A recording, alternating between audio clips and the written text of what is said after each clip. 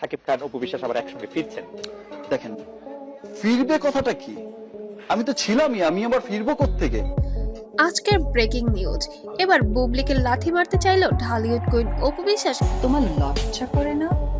তুমি জানো না এবং অপু অশিক্ষিত বলে কাঁদলো এবার যেন বুবলি। নাকি অপু বিশ্বাস বুবলির দিকে তেড়ে গিয়েছিলেন, কিন্তু সত্যি কি তাই এখন দেখার বিষয়, নাকি এটা আরেকটি কোনো সাজানো গল্প? সূত্র বলেছে একটি বন্ধন অনুষ্ঠানে মুখোমুখি হন অপু বিশ্বাস এবং শবনম ইয়াসমিন বুবলি।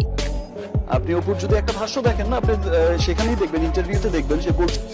শুরুতে পরিবেশ ছিল স্বাভাবিক, হঠাৎ করে কোনো একটি কথাকে কেন্দ্র করে দুজনের মধ্যে তৈরি হয় তীব্র উত্তেজনা। এক পর্যায়ে চারপাশে থাকা মানুষজন লক্ষ্য করেন বুবলি হঠাৎ কেঁদে ফেলেন, আর তখনই সোশ্যাল মিডিয়ায় ছড়িয়ে পড়েছে গুজব অপু নাকি তাকে অপমান করেছেন, অশিক্ষিত বলেই নাকি কেঁদে ফেললেন বুবলি।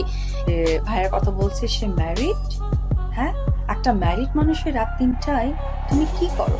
কিন্তু এই কথার কোনো প্রমাণ এখনো পাওয়া যায়নি। ঘনিষ্ঠ সূত্র দাবি করেছে সেই মুহূর্তে বুবলি নাকি বলেছিলেন, আমি কারোর সঙ্গে ঝগড়া চাই না, আমি শুধু সম্মান চাই। এই কথাতেই আবেগে ভেঙে পড়েন তিনি।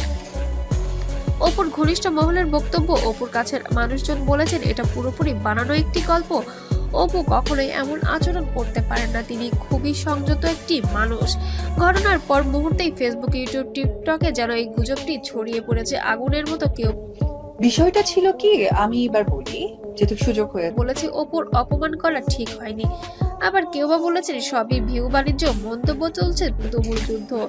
এখন এই ভিডিওর এই কোনো ঘটনা এবং সঠিক তথ্য প্রমাণ পাওয়া যায়নি, মনে হচ্ছে এটি সম্পূর্ণ গুজব।